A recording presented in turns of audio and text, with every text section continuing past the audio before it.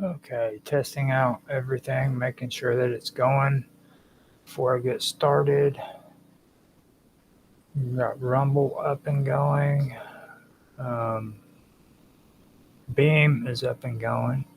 Just had a weird situation with them where I had to go and put my card in for free so that I could have a sponsor. Apparently, as long as I keep a sponsor, I don't have to pay anything. But I didn't know that that was like a requirement. So um, I got it going though.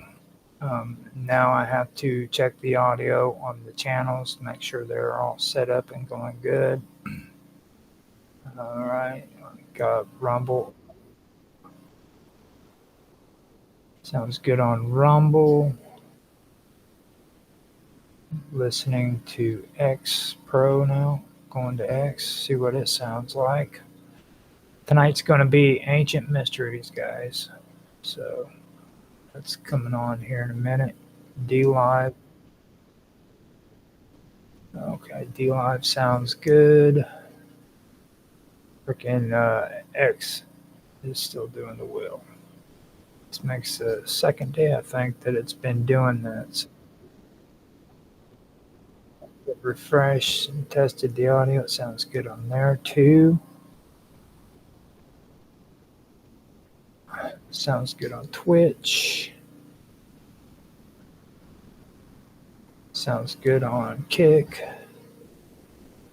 And it sounds good on YouTube.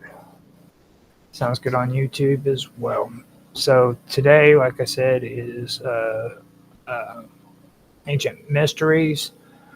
And I am going to have that going here before long. This is going to be good. We finished off with the some. I had a problem saying that word last week too. Some of Thracian gods, Dioscuri, Cabieri, and Carabantus. So after that, we are going to go even further and start talking about the autochthon or no autochthon or whatever. They're the well, they're pretty cool.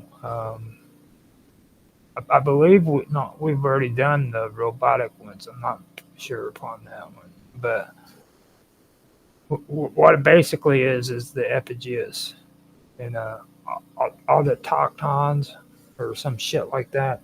I know it's a Greek word, and if you guys haven't noticed, I'm really horrible about that. So I'm going to. Well, I already got my coffee here, and I'm set up and ready to go. I could probably just go ahead and start this stream. Yeah, get that going. Um, right now, I have everything set up. I did the audio on it, so we are good to go. Now, I have also got my notes up, so yeah, we should be good to go. Let me go ahead and take a quick drink of coffee, and then I'll start with my reading. So, and I hope you guys do enjoy before I start saying this, because I know with me, I've been having issues with the readings, with enunciations and stuff of that nature. And I appreciate anybody who is listening that's putting up with the bad grammar, because it really is horrible. Um, but with that being said, let me just take a drink of this coffee.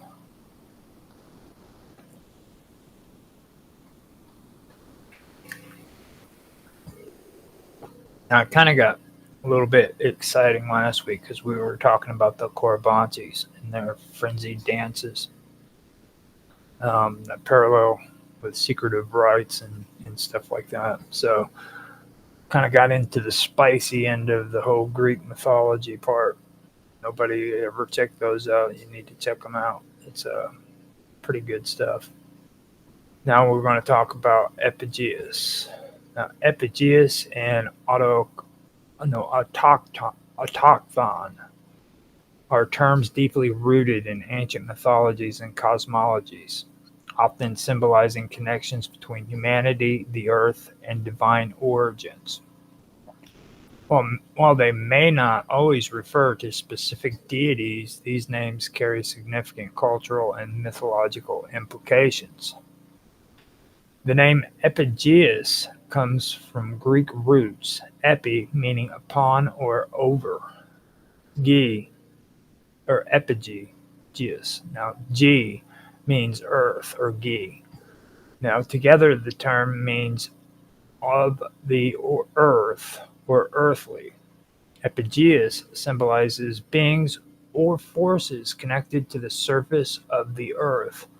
While not a specific god in most traditions, the term can describe lesser divinities tied to the physical realm rather than the heavens or the underworld. In some contexts, Epigeus might symbolize the human condition as beings born of and tied to the earth. As of the earth, Epigeus may overlap with chthonic deities, those tied to the earth's fertility and death-giving powers. In Greek and Roman contexts, Epigeus could refer broadly to earth-related entities, including agricultural spirits, protectors of the land, or figures tied to nature's cycles. The term autochthon derives from autos meaning self and chthon meaning earth or soil. The word translates to born of the earth or self-born from the earth. In Greek mythology, autochthons are humans or creatures that arise directly from the earth, symbolizing their pure connection to the land. Examples include the Spartio, warriors born from the dragon's teeth, sown by Cadmus of Thebes. Some early beings like Gaia, which is Earth, are described as autochthonous in their self-generation, emerging without parents. The concept of autochthony is often used to assert a people's ancient and rightful claim to a land, as they are born from the soil of this place. This idea was prominent in Athenian identity, as Athenians claimed descent from the autochthonous king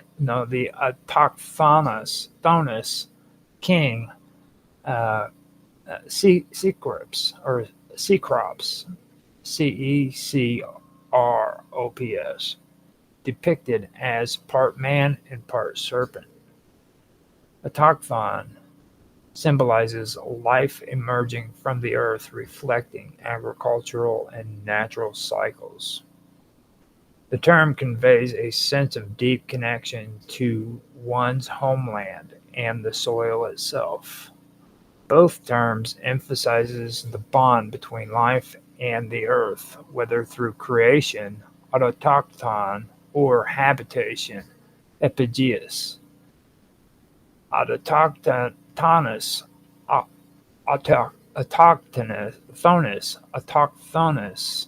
beings represents the earliest life forms emerging directly from the primal earth.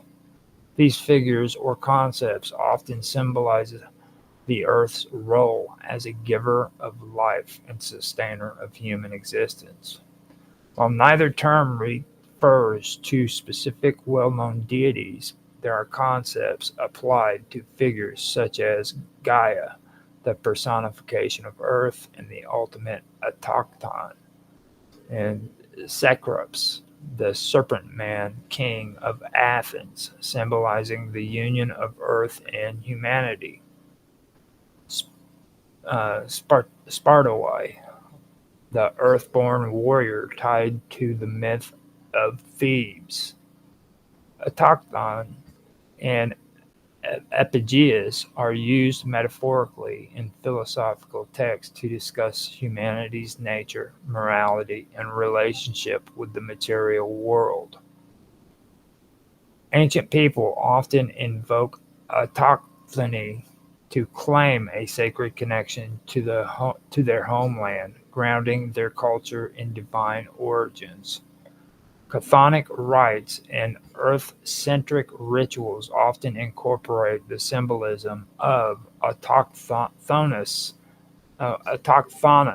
origins and epigeal connections, emphasizing the earth's sacredness.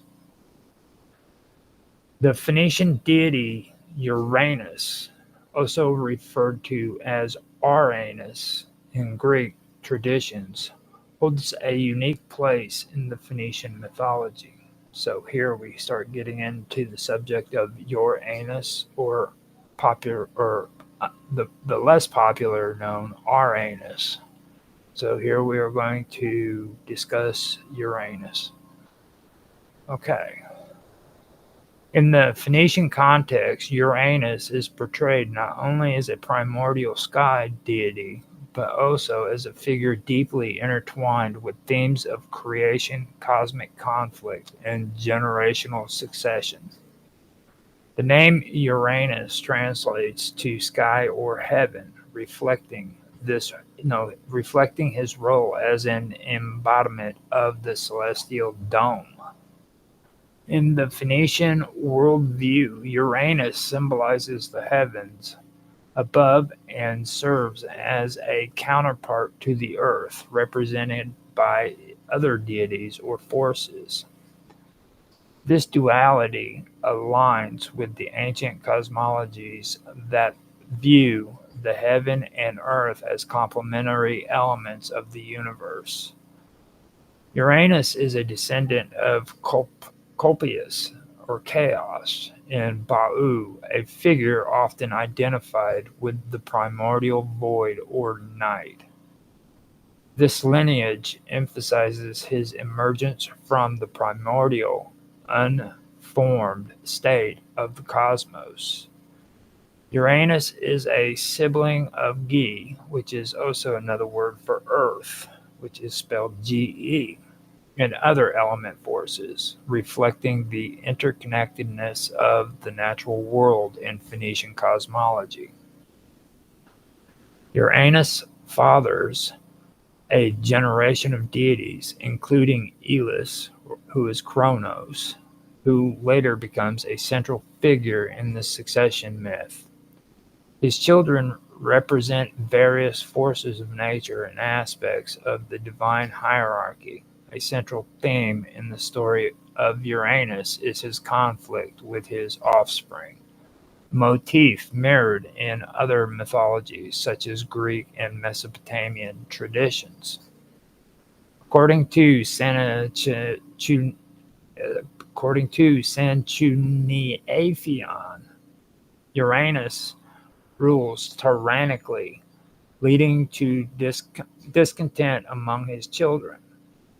This portrayal aligns with the archetype of the primordial ruler whose dominance must be challenged for cosmic order to evolve. Uranus is overthrown by his own son, Elis, who is Kronos, who conspires with his siblings to depose him.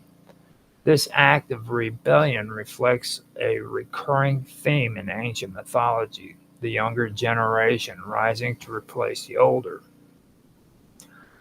As in the Greek myth, Uranus's castration is a pivotal moment, symbolizing the severing of his power.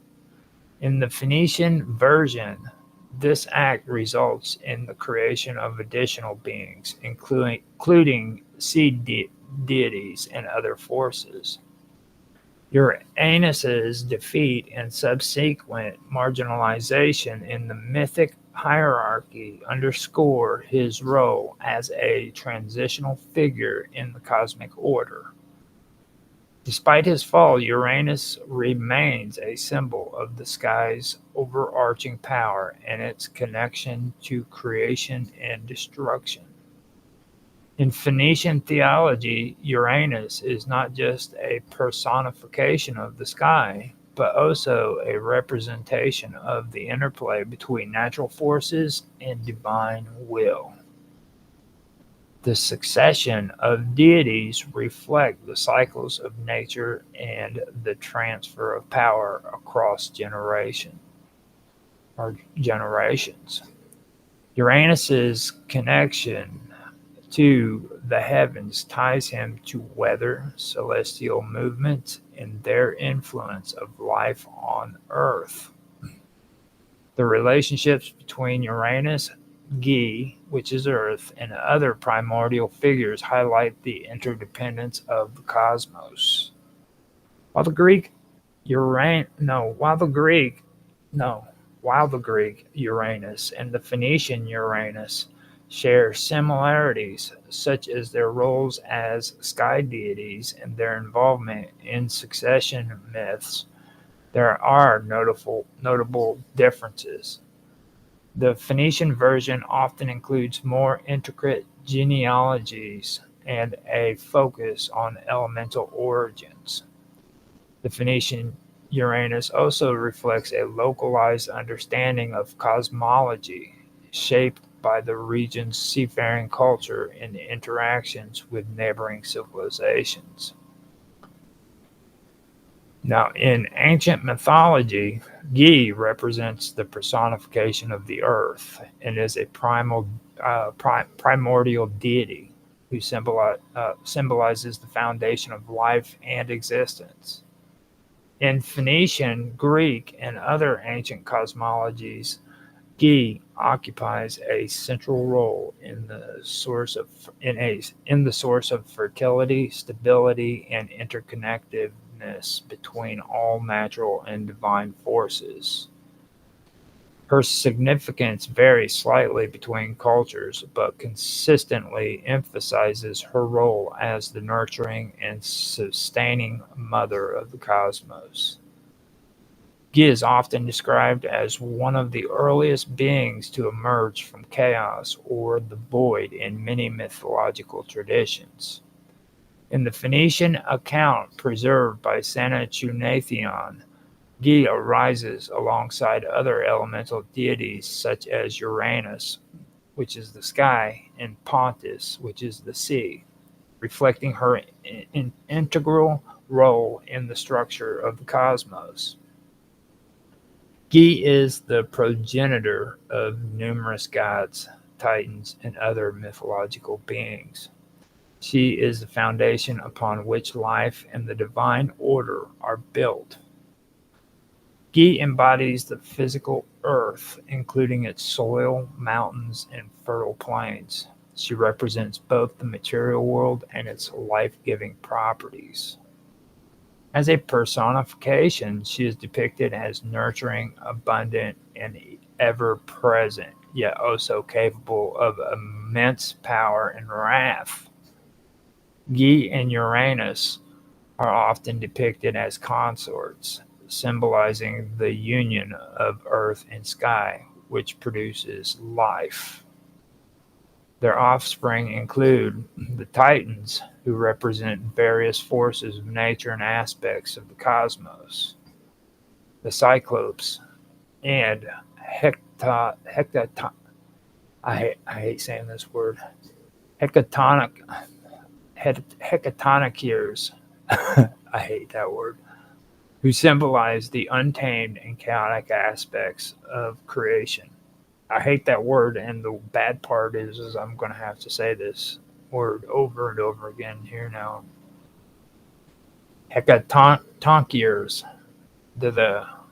Here. I'll just do it as I read. Okay.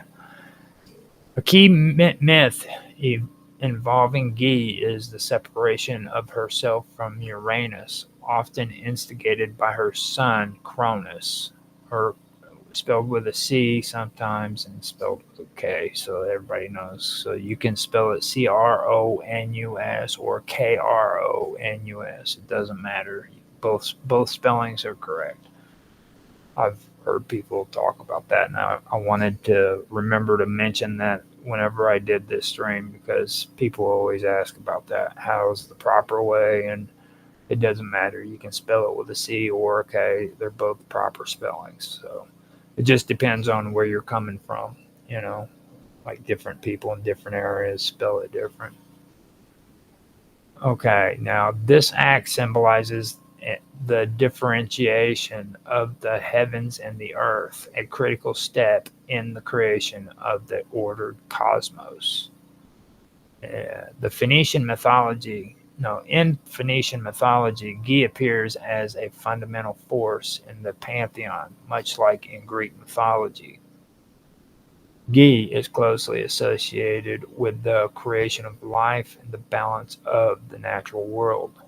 She works in harmony with Uranus and other primordial deities to establish the cosmic order. The mythology emphasizes her generative power, making her a central figure in the cycles of birth, growth, and renewal. Ge is the archetypal Great Mother, embodying fertility, abundance, and nurturing care. She is often depicted as a life giver, not only to plants and animals, but also to gods and humans. In ancient agricultural societies, Ge was revered as the source of crops and sustenance. Rituals and offerings were made to ensure bountiful harvests. Ge represents the foundation of existence, providing stability and support for all life. Her presence ensures balance in the natural world. While nurturing, Ge is also a force to be reckoned with. She can unleash her power through earthquakes, storms, and other natural phenomena, reminding mortals of their dependence upon the earth. Ge was worshipped widely across the ancient Mediterranean and Near East, including the Phoenicians, Greeks, and Rome. Offerings of grain, fruit, and flower were made to honor her fertility and life-giving properties. Earth-related festivals often marked the planting and harvest seasons. Groves, caves, and mountains were considered sacred to Ge, as they symbolized her presence and power. The personification of Earth as Ge influenced later cultural and religious practices. The Greek iteration of Ge, Gaia, became a foundation figure in the Hellenic mythology and philosophy. The Romans adopted Ge as Terra Mater, or Mother Earth, integrating her into their pantheon. Uranus, or Uranus, who in various ancient mythologies is considered one of the primordial deities and the personification of the sky. No, wait, hold up. Uranus, or Uranus, who in various ancient mythologies is considered one of the primordial deities and the personification of the sky. The story of Uranus's death and deification is tied to Greek mythology, but it is sometimes connected with Phoenician and broader Near Eastern cosmology themes as well. Uranus is often described as the Most High in Greek mythology. He represents the sky, and in many myths is considered the father of the Titans and other primordial beings. Uranus's role in the Greek creation myth involves his marriage to Ge, or Gaia, the earth, from whom he fathered several key figures in Greek mythology, including the Titans, the Cyclops, and the Hecatonics. That's probably Hecatonic Gears or whatever, but I'm just going to say the Hecatonics. Now, Uranus or Uranus and Ge were prominent primordial entities who came together to form the Earth, to form the first cosmic union. The first cosmic union. Uranus is the sky, covered and embraced. Covered and embraced. Uranus as the sky covered and embraced Ge, the Earth. This union symbolized the interconnectedness of the heavens and the earth. From this union, they produced numerous offspring, including the Titans, including Kronos, Rhea, Oceanus, and Hyperion. Then they created the Cyclops, who were one-eyed giants. Then you had the Hecatoncheires, which are hundred-eyed and 100-handed beings of immense power. Despite their numerous children, Uranus was a tyrannical and oppressive father. Fearing his offspring's potential, he imprisoned them within Ge's depths, refusing to allow them to live freely on the earth. This caused great pain to Ge, who became resentful of his husband. Uranus's death is a central event in Greek mythology, symbolizing the shift from the old order to a new one. Now, before I go any further, I also want to mention that I've also heard that he ate his children as well. So it's not just that. I've heard it both ways. He imprisoned them within Ge's depths, but then I also heard that he swallowed his children as well. So I've heard both sides of that. I don't know which one would possibly be true, but I have heard both interpretations of it. Now, at the instigation of his mother Ge, Kronos, the youngest of the Titans, took up a sickle and castrated his father. Oh, wait, hold up. Kronos, never mind. Uranus.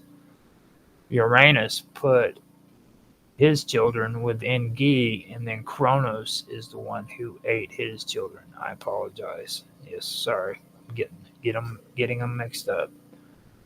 At the instigation of his mother, Ge, Kronos, the youngest of the Titans, took up a sickle and castrated his father, Uranus, while he laid with Ge.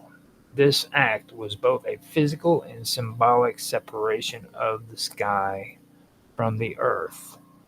Kronos' rebellion against Uranus marked the end of the primordial rule of the sky and the beginning of the Titan reign. As Uranus was overthrown, he cursed Kronos and his offspring, prophesying that one of Kronos' children would overthrow him in turn, which would later lead to the rise of Zeus and the Olympian gods.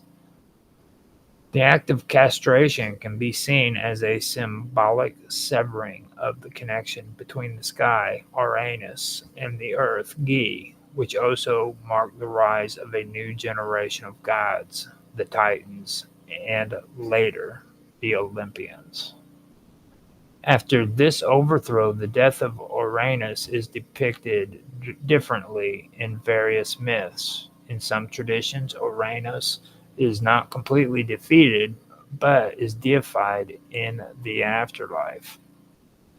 His spirit or essence is said to continue to exist in some form, and he was revered in later times. After his death, Uranus was often associated with the heavens and stars. In certain interpretations, his essence was said to become part of the cosmos as the sky itself. This made him an eternal presence, watching over the world even after his death.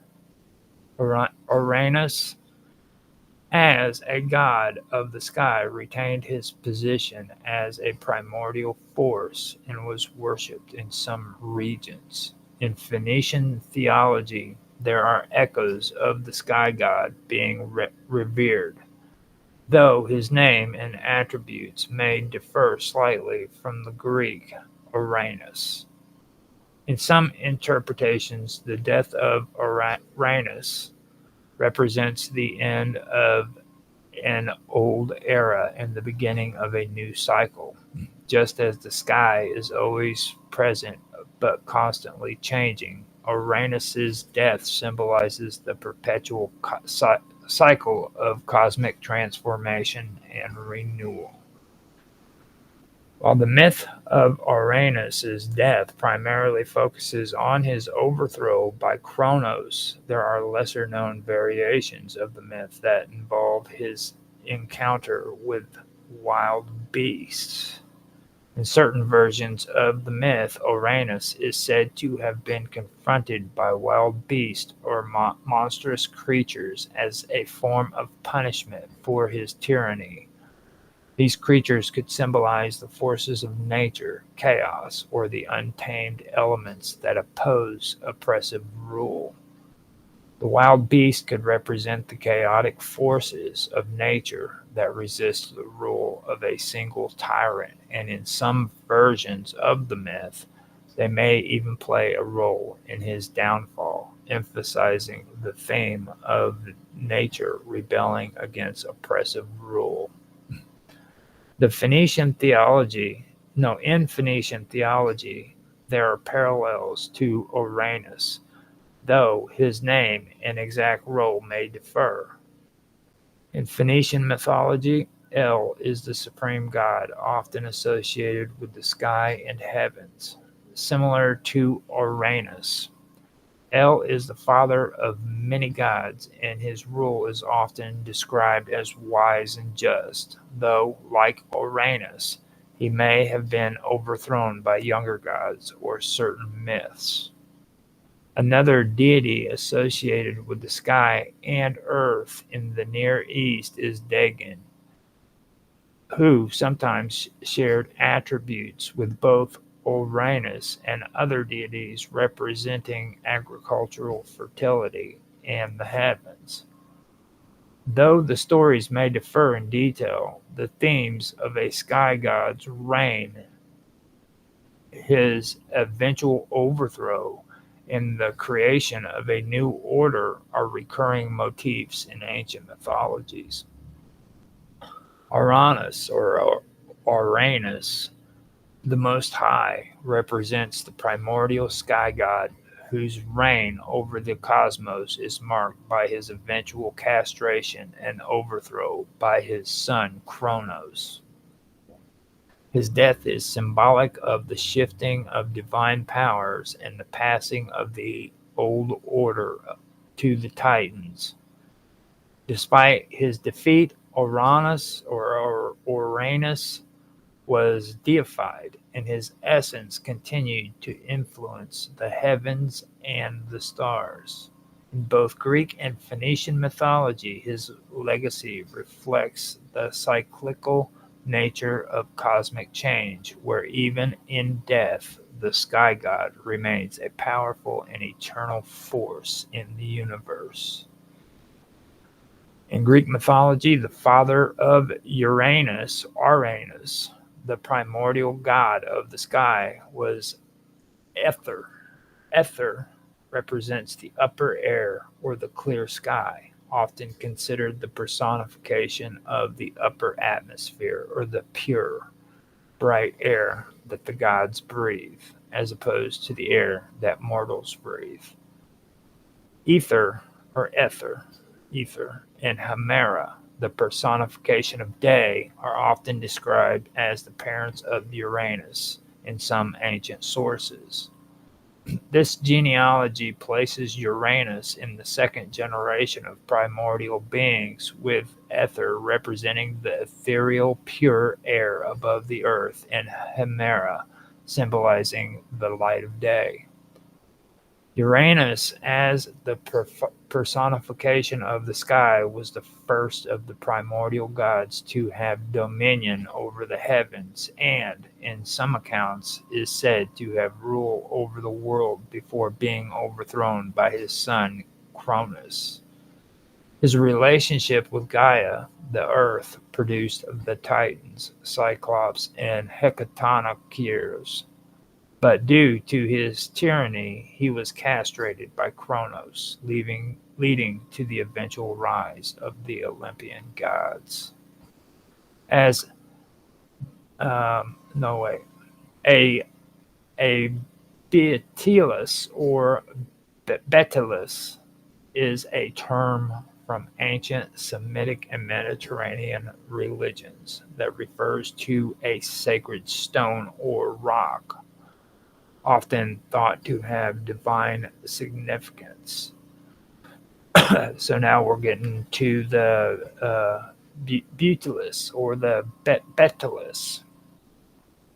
And this is a term from ancient Semitic and Mediterranean religions that refer to a sacred stone or rock. It's thought to have divine significance. The word itself derives from the Greek Betelos, meaning a sacred stone or rock, and is commonly used to refer to stones that were worshipped or regarded as divine in the ancient world. These stones were often seen as symbols of the gods themselves, or were believed to contain the essence of divine power. In various ancient cultures, Betelgeuse stones were believed to be the embodiment of a deity, a symbol of the god's presence, or even the god itself in physical form. The worship of such stones can be found in many ancient Semitic traditions, including those of the Phoenicians, Canaanites, and other Near East people. Betelgeuse stones were central to the worship of Baal, the storm god, and other deities like Dagon and Satan. These deities, particularly Baal, were often represented by large stones or rock formation.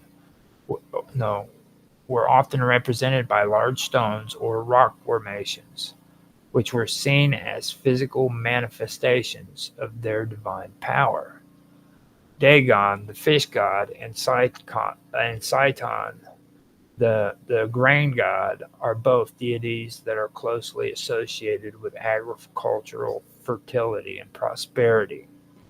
As fertility gods, their worship would have included symbols of nature, such as stones or objects thought to embody their life-giving power. In some traditions, Dagon and Satan might have been linked to Betelgeuse stones, or Betelgeuse stones, or Betelgeuse stones, whichever way you want to pronounce it. Betyllus. May have been linked to Betelgeuse stones as manifestations of their divine influence over nature. Now, in light of Betelgeuse and the figures of Kronos, Dagon, Satan, and Atlas, we can see some interesting parallels and syncretism between these gods. In Greek mythology, Kronos is the god of time and the leader of the Titans. He is often associated with the primordial forces of nature, and his myth revolves around cycles of time, creation, and destruction. In some traditions, Kronos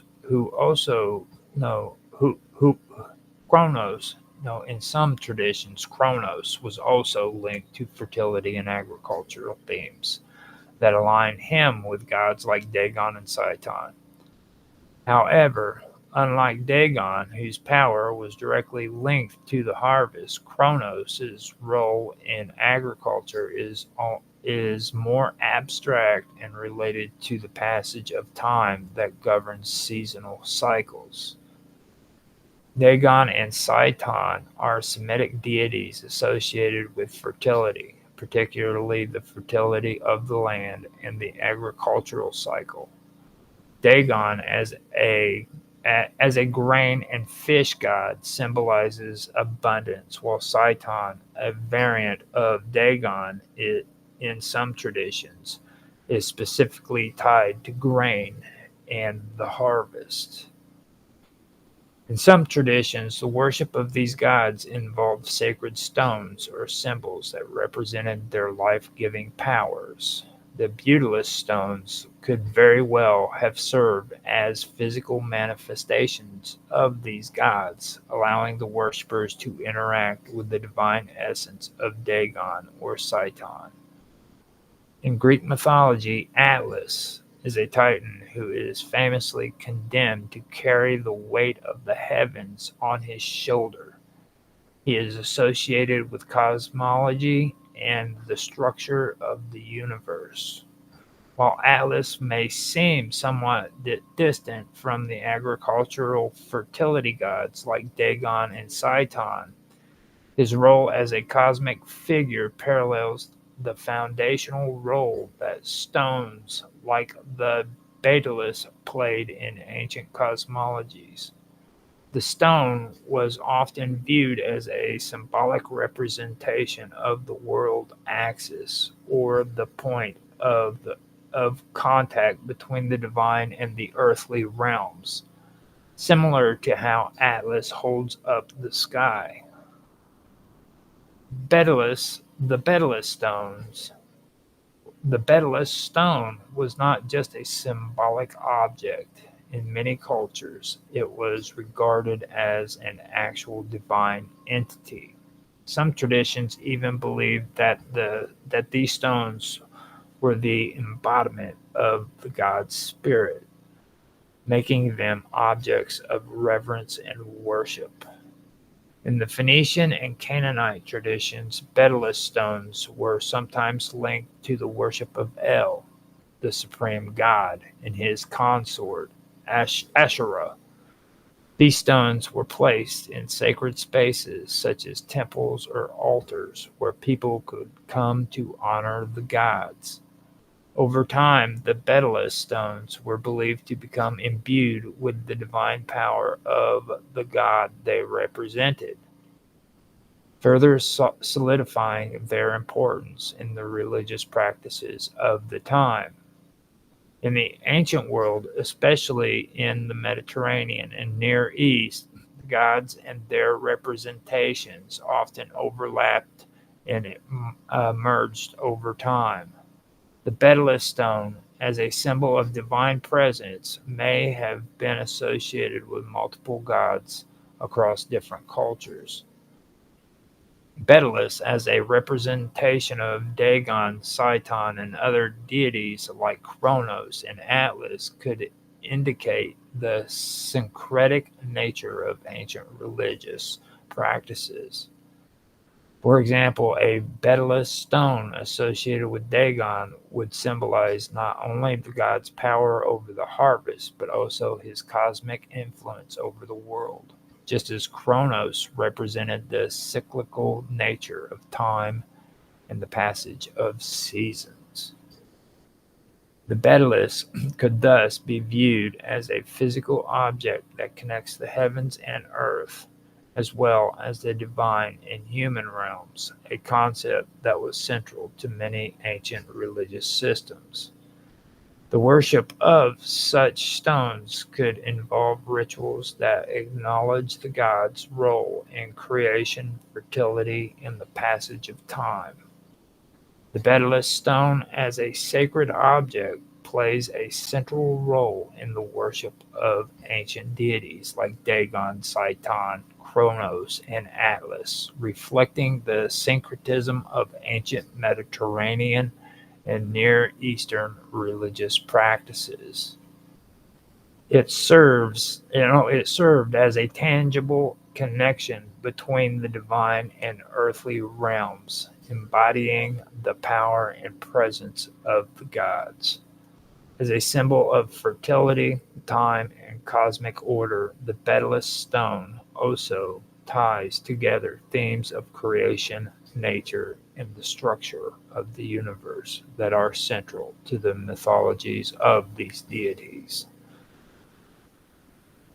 Okay, Damaris is a figure in ancient mythology, but there is limited and somewhat fragmented information about her, Damaris, especially in the context of her mother.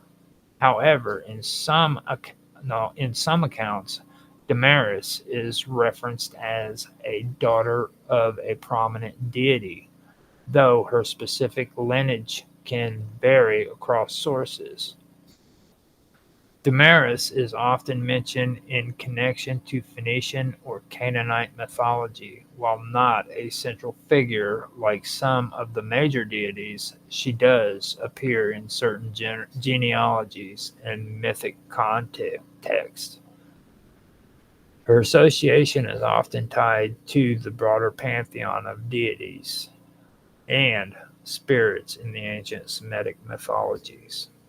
It is possible that she was considered part of a local or regional divine family, possibly associated with fertility, nature, or agricultural cycles, which were common themes in Phoenician and Canaanite deities. There are varying accounts of who Damaris's mother might be, depending on the source. However, the name Damaris itself may suggest an association with a goddess of fertility, harvest, or life-giving forces, which would tie her mother to these domains. It's possible her mother was a goddess of nature or a prominent figure in the local pantheon. One of the possible mothers of Damaris, as suggested by some ancient texts, could be Asherah, the great Canaanite mother goddess, often regarded as the consort of El, the supreme god. Asherah was associated with fertility, motherhood, and the natural world, making her a fitting mother for a goddess like Damaris. However, the evidence linking Damaris specifically to Asherah or other major figures in Phoenician or Canaanite religion remains uncertain, and some traditions may describe her mother differently based on regional variations of the myth. If Damaris was indeed the daughter of Asherah or another goddess like Astarte or Tanit, she might have been considered a minor or local deity in a broader pantheon that celebrated feminine divine energy and nature's cycles. Her connection to fertility and agriculture, if she were the daughter of a goddess like Asherah, would tie her to a role of overseeing life-giving forces and perhaps influence the seasonal or agricultural fertility of the land. While Damaris is not as well known as some other mythological figures, the mention of her in various texts and genealogies suggests she had an important, though possibly localized, role. If her mother was indeed a major deity like Asherah or Astarte, Damaris could have been associated with fertility, motherhood, and the cycles of nature, common themes in ancient Mediterranean and Near East religious traditions. However, the exact detail of her lineage remains somewhat obscure due to the fragmentary nature of the sources available. The Discovery, also known as Castor and Pollux, is next. Now, this is where things get good. This is where we start cutting into a lot. Now, before I start this, what I want to do is I want to step away for a second so that I can go use the bathroom. And when I come back, I will start on this and get into it. Because, like I said, this is actually where it starts getting to the part where we need to be. So let me get this set up with a cool video for you. And I'm going to put my text back up. That way you guys can see all the cool tickers that I've got on here. And I will be back here in a minute. Actually, I could probably even put a cool little background song on for you. Yeah. Let you guys relax and enjoy the mellow sounds of the millennium. Yeah, whatever.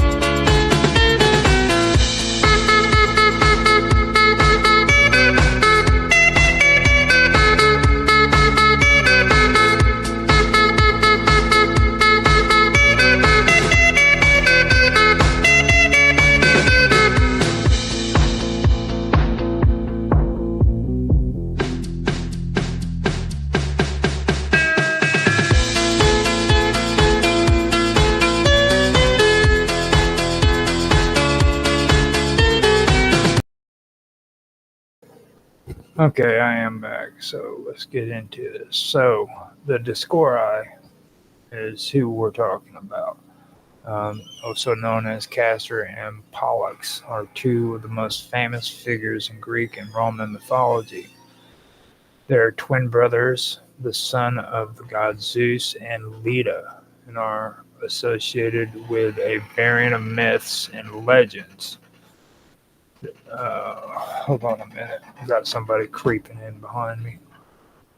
I'm going to put the music on until this is done.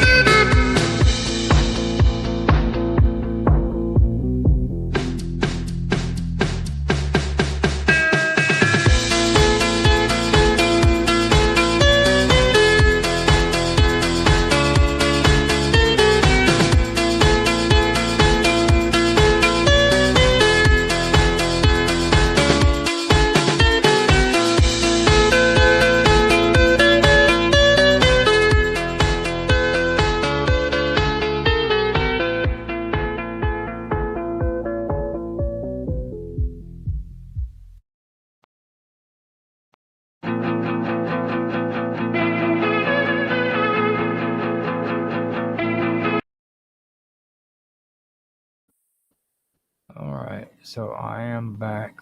Let's get this going again. Got everything set up and ready to go.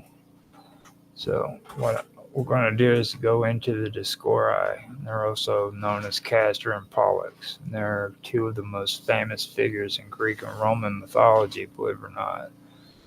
There are twin brothers and the sons of the god Zeus and Leda. The sons of the god Zeus and Leda.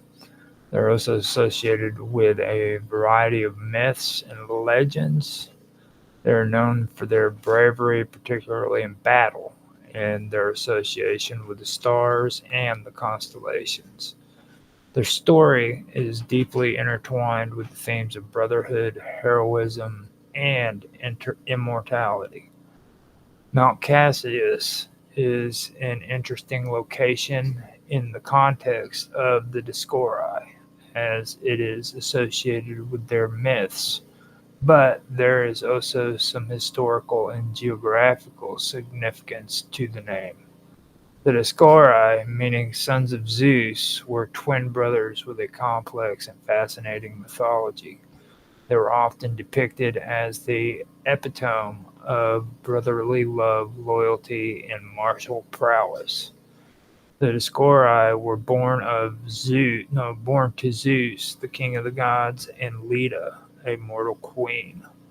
According to myths, Zeus seduced Leda in the form of a swan, and from this union she laid 2 eggs.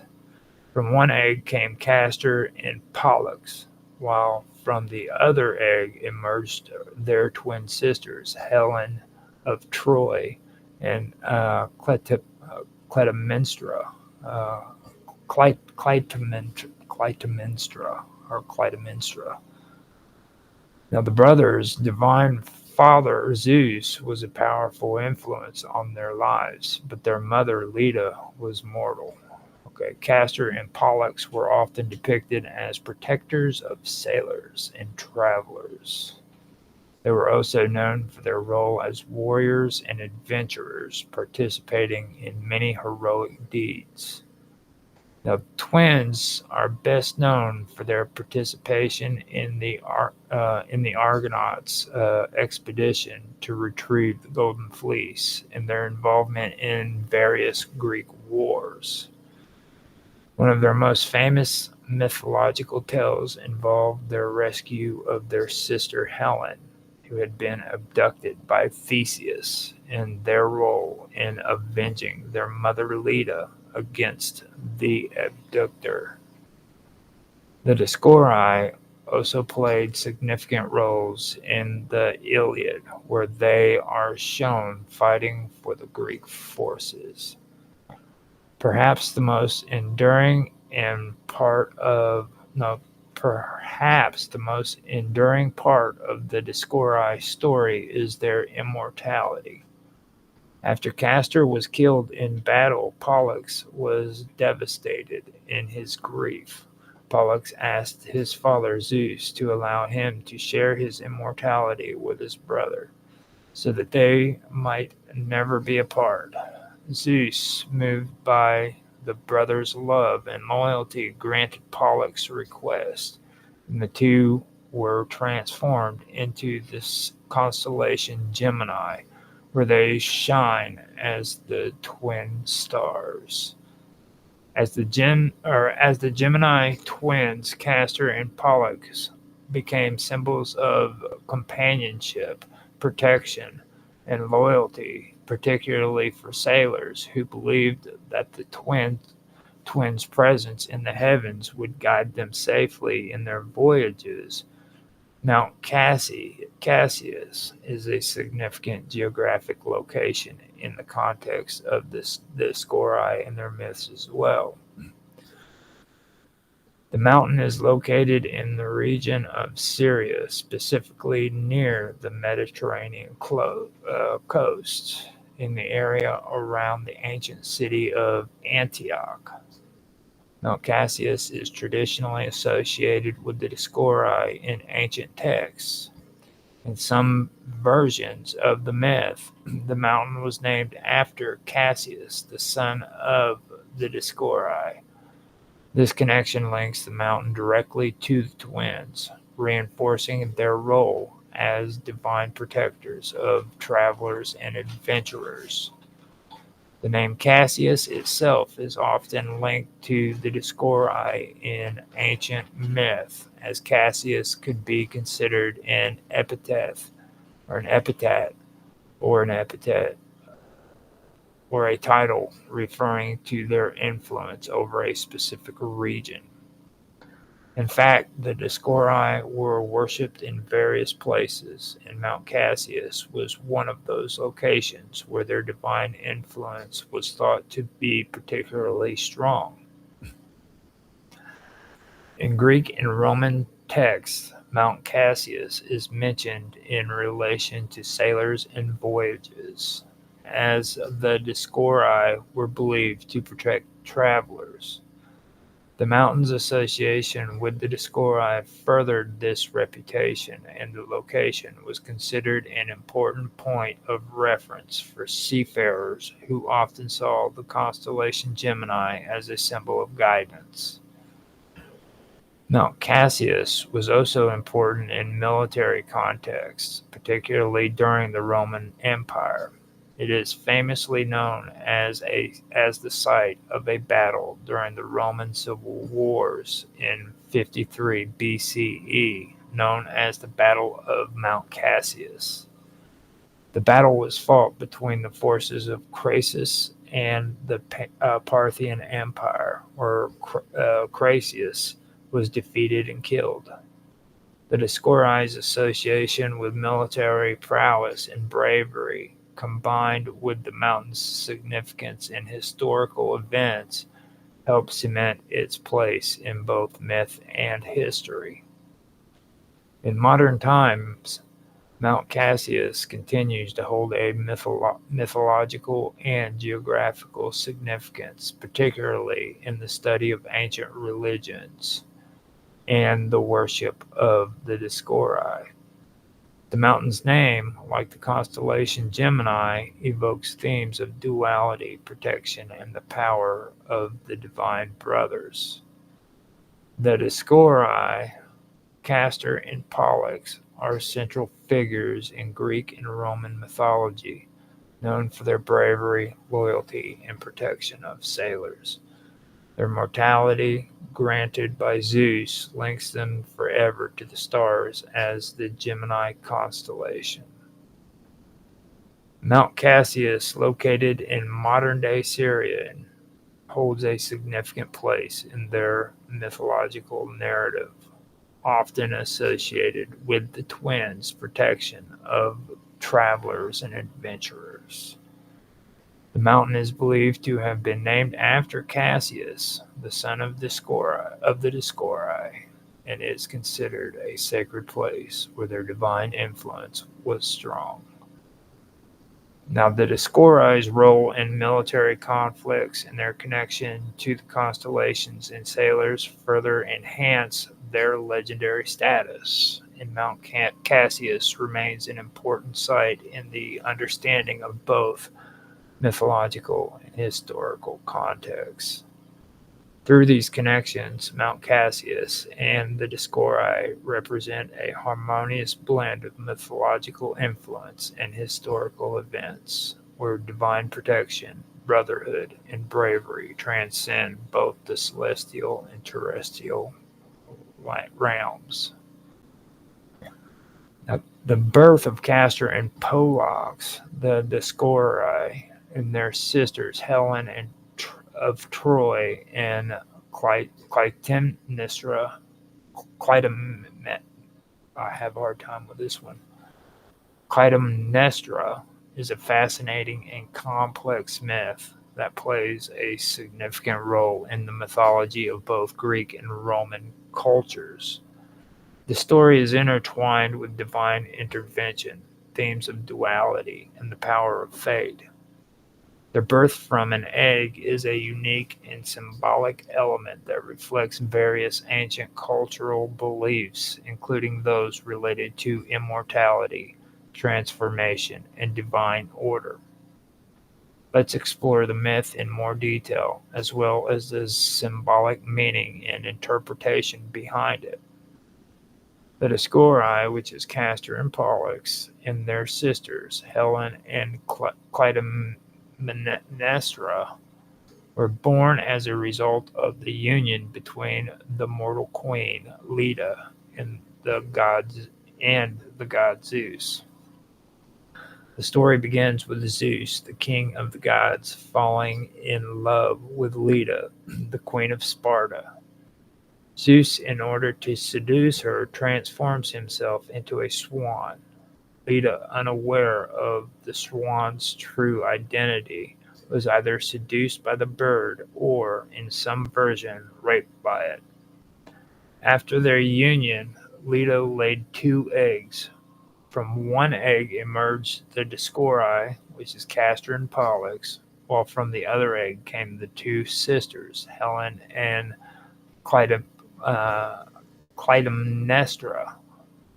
Now, the twins, Castor and Pollux, were often referred to as sons of Zeus due to their divine father, while Helen and Clytemnestra were sometimes considered to be fully mortals, though their mother, Leda, was also of royal lineage.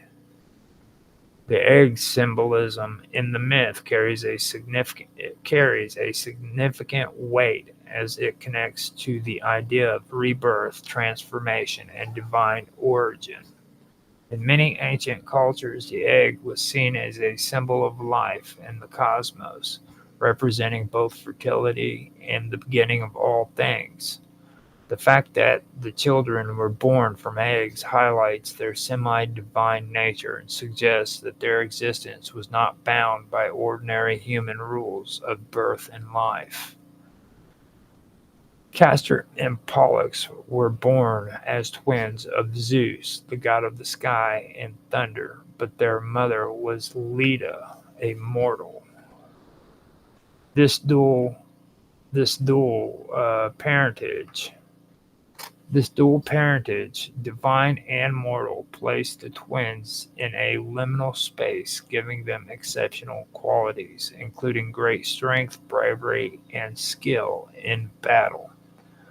Their sisters Helen and Clytemnestra were similarly marked by divine heritage through their father Zeus, but their mortal nature was more pronounced.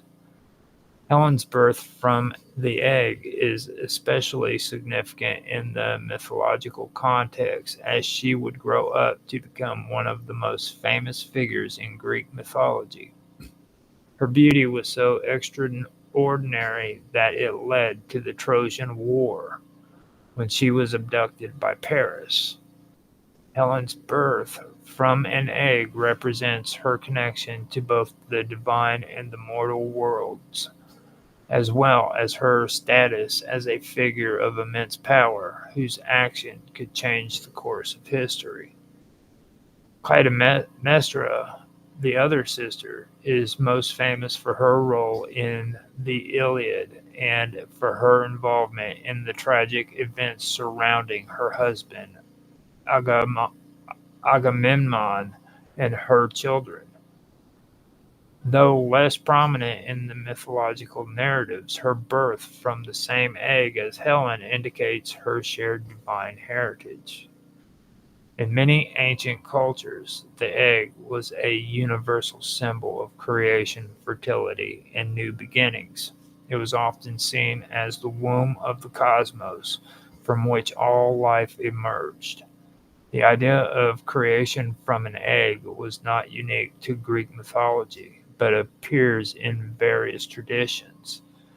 For example, in Hindu mythology, the universe is said to have originated from a golden egg called the Brahmanda. The egg's 2 halves, often the yolk and the white, symbolize duality, and balance, reflecting the interplay of opposites that is a recurring theme in many mythologies. In the case of Castor and Pollux, the twins represents two opposing forces that complement each other rather than oppose each other, which is consistent with the concept of duality in their myth. The fact that Castor and Pollux, along with Helen and Clytemnestra, were born from eggs emphasized the idea that their births were not ordinary but rather divinely orchestrated. Their parentage through Zeus and Leda suggests that they were part of a greater cosmic plan, destined for greatness or tragedy. Their divine origin through an extraordinary birth sets them apart from ordinary mortals and elevates their importance in the mythological landscape. The egg, as a symbol of potential and transformation, is linked to rebirth and the possibility of transcendence. Castor and Pollux, in particular, are transformed into the Gemini constellation, representing their immortality and eternal bond. The symbolism of their birth from an egg suggests that their journey was one of transformation, where they moved from mortality to divinity. In ancient Greece and Rome, the myth of the birth of Castor and Pollux, Helen and Clytemnestra, was interpreted in various ways. Castor and Pollux were often worshipped as protectors of sailors, and their birth from the egg was interpreted as a sign of their divine favor and their role in protecting the Greek and Roman peoples. The twins were believed to appear in the sky as the constellation Gemini, guiding ships safely to shore. The story of their birth emphasizes the importance of fate in Greek mythology. Their lives were determined by divine forces, and their actions, from the Trojan War to their transformation into stars, were all part of a greater cosmic plan. The egg symbolizes the birth of fate and destiny, where divine forces shape the course of events. The birth of Castor and Pollux from the egg symbolizes the duality of life and death.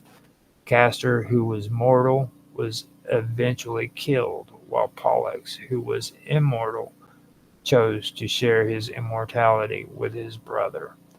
This duality between mortality and immortality, represented by the egg, reflects the tensions between human limitations and divine potential. The myth of Castor and Pollux, Helen and Clytemnestra being born from an egg, is rich in symbolism and meaning. The egg represents the beginning of life, the cosmic womb, and the potential for transformation. It signifies the divine nature of these characters and their connection to both the mortal and immortal realms. The egg also embodies the themes of fate, duality, and rebirth, with Castor and Pollux's immortality as stars serving as a lasting reminder of the profound impact of their mythological existence. The ancient Greeks and Romans used this symbolism to emphasize the power of the gods, the role of fate, and the complex interplay between mortality and divinity in their mythological stories. The names Sedidus, Astarte, Ahia, and Dione appear in various ancient mythologies, particularly those of the Phoenicians, Canaanite, and Greeks, with some overlapping or shared roles in different cultures. These deities represent a fascinating blend of feminine power, fertility, love, and cosmic influence. Seditus is a lesser-known deity from the Canaanite and Phoenician pantheon. In these traditions, he is often associated with roles of fertility, the underworld, and his life cycles. His name and specific characteristics vary depending on the source, but he is sometimes identified as a god of vegetation or agriculture, helping the earth yield crops and sustain life. His worship is often linked to the cycle of death and rebirth, and in some interpretations, Seditus could be seen as a god who presides over the seasons or the transition between life and death. Seditus's role is not as well defined in surviving texts, but his association with fertility suggests a focus on agricultural abundance and life-giving forces. In some accounts, Seditus is viewed as an underworld deity or a companion to other fertility gods. Seditus is often paired with other major gods in Canaanite and Phoenician myths, particularly those associated with nature and fertility, such as Baal or Asherah. Astarte is one of the most prominent and well-known deities in the Canaanite, Phoenician, and Syrian pantheons, also having influence in Mesopotamia and Greek mythology. She is primarily known as the goddess of love, fertility, war, and sexuality. That would be Ishtar or Inanna. So if you guys want to know, that's Astarte. That's the Canaanite name for her. She is primarily known as the goddess of love, fertility, war, and sexuality. In many myths, Astarte is portrayed as a powerful and independent goddess with strong associations with cosmic forces and the cycle of life. Astarte is frequently depicted as a mother goddess symbolizing fertility, love, and the earth's productive forces. She is also a warlike deity, often shown leading armies into battle. Her worship includes rites of fertility, such as sacred prostitution, and she is sometimes associated with Venus or the morning star in her role as a celestial body. Astarte is linked to Baal in several myths, often as his consort or counterpart. In Greek mythology, she is identified with Aphrodite, the goddess of love, and in some versions, she is equated with Venus. Astarte's imagery includes the crescent moon, lions, and doves, and she is often depicted as a beautiful and powerful woman, sometimes holding weapons or surrounded by symbols of fertility. Ahia is a somewhat obscure figure in ancient mythology, and information about her is less widely documented. However, she is sometimes mentioned in Phoenician and Canaanite traditions, with various sources suggesting she may have been a goddess linked to fertility, nature, and the cosmos. In some interpretations, Ahia is associated with the sky, the earth, or the sea.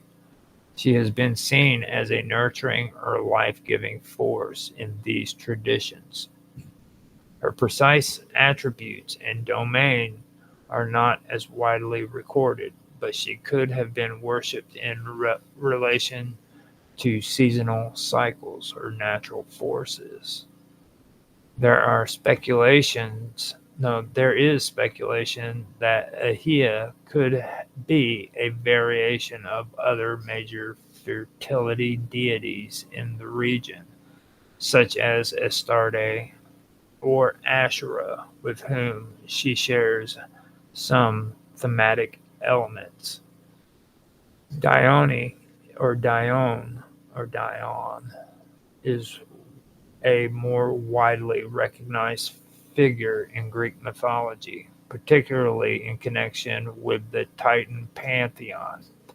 Dione is sometimes regarded as the mother of Aphrodite, the goddess of love, beauty, and sexuality, and is often seen as a goddess of the earth or a divine consort. In some versions of Greek mythology, Dione is considered the mother of Aphrodite, while in other accounts she is a companion of Zeus or Apollo. Her role is often associated with primordial elements of nature, especially the earth and the heavens. Dion's importance to mythology is sometimes overshadowed by more prominent deities like Hera or Athena, but she retains a certain significance in early Greek myth. Now, Dion's most famous connection is with Zeus, as the two are said to have a child, Aphrodite. In some versions of the myth, however, she also appears in connection to the Titan tradition, which places her as a figure of considerable cosmic importance. She may have been worshipped in Delphi alongside Apollo, where her cult was practiced. Dione, or I usually called her Diane, but they're calling her Dione, Dione. Dione is often depicted as a motherly figure linked to fertility, nurturing, and the earth's cycles. Her worship suggests that she was revered as a goddess who held sway over natural and cosmic forces. The deities Saditas, Astarte, Ahia, and Dione share certain themes and characteristics that highlight their connection to fertility, cosmic power, and the natural world. In many ancient cultures, especially in the Canaanite, Phoenician, and Greek traditions, goddesses of this type were central to religious and cultural life. They represented both the fertile earth and the cosmic forces that influence the lives of humans, from birth and death to war and love. Saditas and Astarte share roles as fertility deities in their respective mythologies, with Astarte also being associated with war and sexual power, while Saditas seems more connected to the Earth's cycles. Ahia, though less documented, could be seen as a more obscure or local variant of these powerful goddesses of nature, especially in Phoenician and Canaanite beliefs.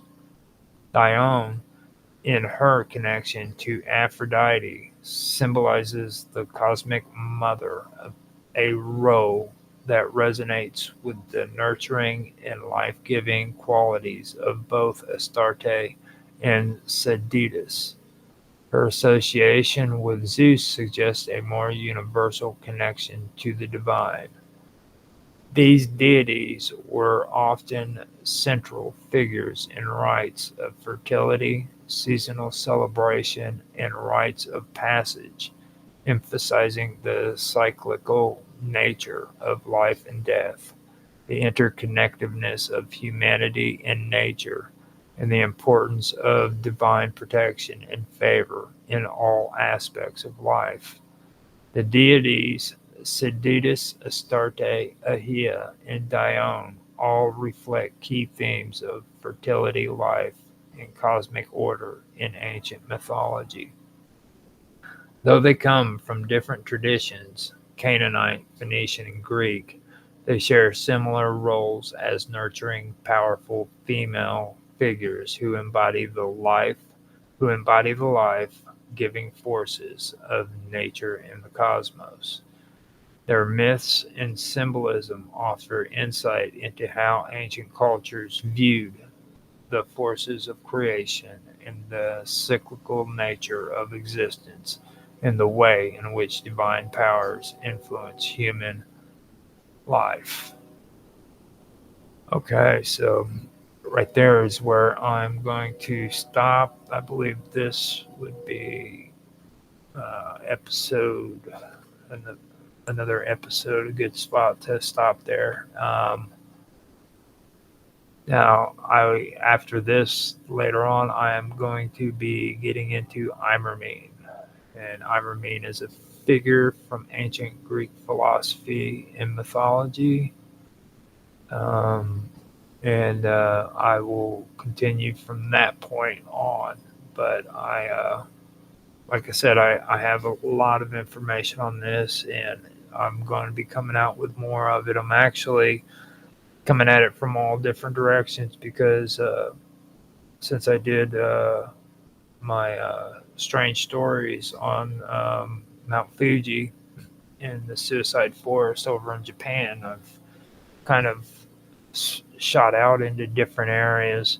So I've got a lot of interesting stuff coming out about concerning history on not only ancient mysteries, but also on strange stories and WoW Talk too. So I've got some pretty cool stuff coming out.